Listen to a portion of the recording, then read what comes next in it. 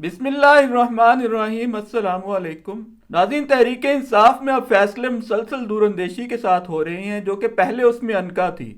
पहले फवाद चौधरी जैसों का पलड़ा भारी था, जिनके बारे में बात करते हुए चौधरी परवेज लाई ने एक फ़ोन कॉल में ये कहा था कि ये डैश अगर पहले गिरफ्तार हो जाता तो असम्बलियाँ तो ना टूटती। फवाद चौधरी का हाल ये था कि एक तकरीब में समी इब्राहिम साहब को थप्पड़ मारा, दूसरी तकरीब में मुबशिर लुकमान को।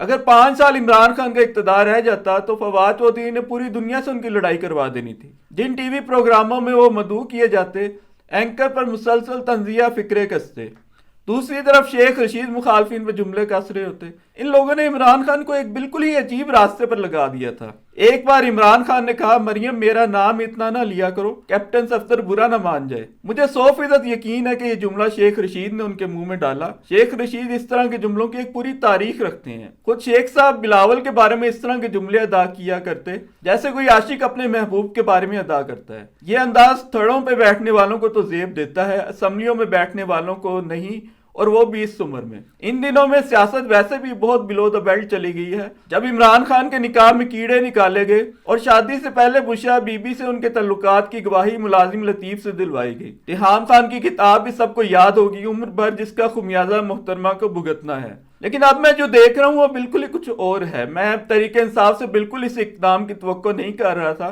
कि शिकस्त खोरदा मौलाना फजलुर रहमान को राम करके वो अपने मकसद के लिए इस्तेमाल कर लेंगे और ये गवाही मौलाना से दिलवाएंगे कि पीडीएम जनरल बाजवा के इशारों पर इमरान खान के खिलाफ तहरीक अदम एतमाद लेकर आई थी। ना ही मैं ये तवक्को कर रहा था कि परवेज खटक के साथ ताल्लुकात ठीक किए जाएंगे। मौलाना तो इमरान खान के अजली और अब्दी दुश्मन थे और परवेज खटक गद्दार। जब इमरान खान ने शेख रशीद का एस्टेब्लिशमेंट के सामने झुकना पसंद नहीं किया और इलेक्शन में उनको सपोर्ट नहीं किया तो वो परवेज खटक से कैसे बात कर सकते हैं। मुश्किलात में डूबी तहरीक इंसाफ को किसी रजिस्टर्ड सियासी पार्टी से इत्तेहाद करना लाजिम था।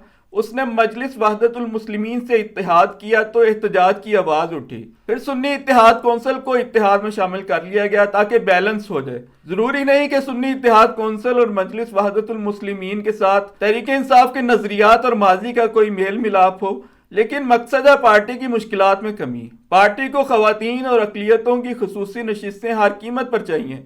लगता ऐसा है कि गौर अली खान के पार्टी चेयरमैन बनने के बाद बड़ी तब्दीली तहरीक इंसाफ की अप्रोच में आई है। तहरीक इंसाफ को इन मुश्किलात में डालने वालों में सबसे बड़ी शख्सियत चीफ जस्टिस की थी, जिसने बल्ले का निशान छीना।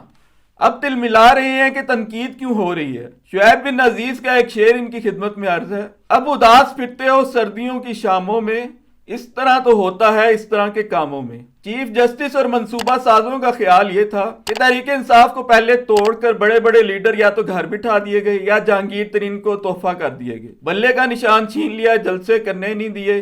बाकी पोलिंग के दिन की धांधली के बाद तहरीक इंसाफ के हाथ सिर्फ आधा किलो मूंगफली ही रह जाएगी। फिर इमरान खान की कौन सुनेगा, कौन तहरीक इंसाफ के हक में बात करेगा जिसने 5 सीटें जीती होंगी। अब सूरत हाल यह है कि तहरीक इंसाफ बदस्तूर मुल्क की सबसे बड़ी जमात है और सबसे ज्यादा सीटें भी उसी ने जीती हैं।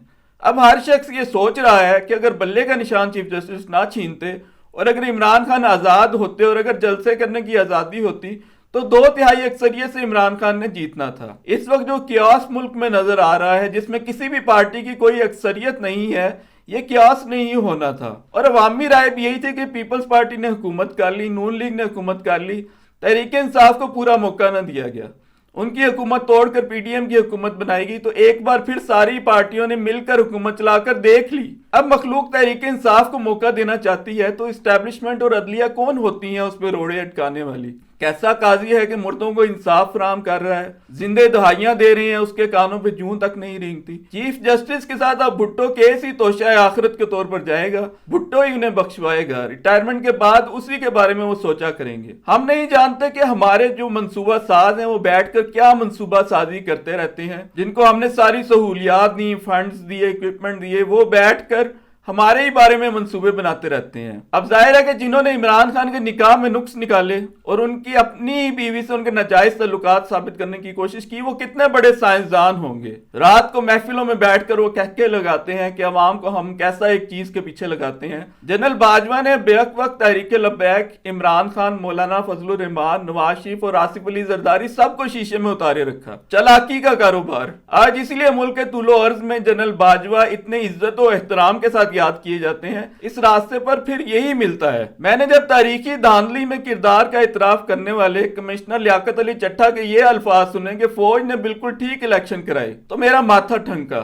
چیف جسٹس اور چیف الیکشن کمشنر کو تو وہ اپنے ساتھ پھانسی پہ لٹکوانا چاہتا ہے اور فوج کو کلین چٹ دے رہا ہے۔ دوسرا پھر لاہور کے ایک پریس پہ صحافیوں نے چھاپا مارا کہ نواز شریف والے حلقے کے بیلٹ پیپر وہاں ابھی پرنٹ ہو رہے ہیں۔ ایک لمحے کے لیے سوچیں کہ اگر یہ جان بوجھ کر اگر یہ پریس پکڑوایا گیا ہو، جان بوجھ کر لیاقت علی چٹھا کو لانچ کیا گیا ہو تو کیا سیناریو ہوگا؟ کیا ہماری اسٹیبلشمنٹ انتخابات میں اپنی تاریخی شکست کے بعد یہ منصوبہ سازی کر رہی ہے کہ ساری عوامی تنقید اور لان تان کا ہدف میاں محمد نواز شریف کو بنا دیا جائے اور الیکشن نتائج کو متنازع کر دیا جائے، کیونکہ جو نتائج وہ حاصل کرنا چاہتے تھے وہ تو حاصل نہ ہو سکے؟ اور ایسے الیکشن کو متنازع بنانا آسان بھی بہت ہے جس میں اتنی ہر طرف سے دھاندلی تھی، ہر طرف سے مداخلت تھی۔ آرمی چیف نے تو اشارہ یہ بھی دیا تھا کہ ایک قومی حکومت بنانے کا وہ سوچ رہے ہیں۔ مسئلہ اب یہ ہے کہ قومی حکومت کا تجربہ پی ڈی ایم کی صورت میں پہلے ہی ہو چکا ہے اور تحریک انصاف ایسی کسی حکومت میں کبھی شامل نہ ہوگی۔